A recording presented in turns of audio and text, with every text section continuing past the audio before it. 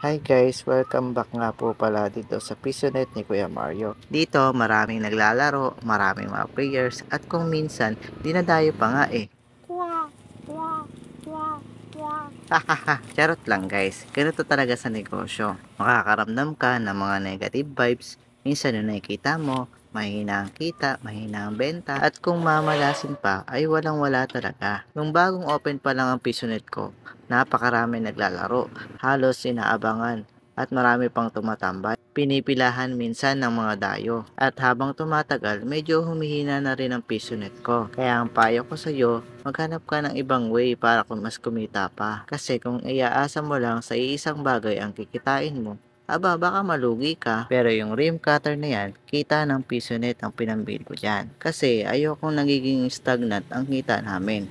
Kahit maliit, basta meron. Dati pa isa-isa ang pagkat ko. Pero ngayon, mas mabilis na, mas napapagaan at napapabilis na ang trabaho ko. Kaya malaking pasalamat ko sa PisoNet kasi nadaragdagan na ang mga gamit ko sa pagninegosyo. Siya nga po pala, marami pong salamat sa pagsubaybay ng aking journey. Natutuwa nga ako kasi marami nang nagre-reach out sa akin patungkol sa PisoNet ko. Kaya lagi akong excited na mag-upload ng mga videos. Kasi marami pala ako na-inspire na tao na gusto ring magnegosyo at nangangarap na ang isang ordinaryong tao ay aasenso. Kaya ang lagi kong sinasabi sa inyo, huwag puro sana all. Magsimula sa maliit na bagay, pagsikapin, at paunlarin. Wala kasing mangyayari kapag lagi ka na lang nakatunganga. Nood ka ng nood ng mga videos pero hindi mo naman sinisimulan. Maganda nga yung nagsimula ka sa maliit eh.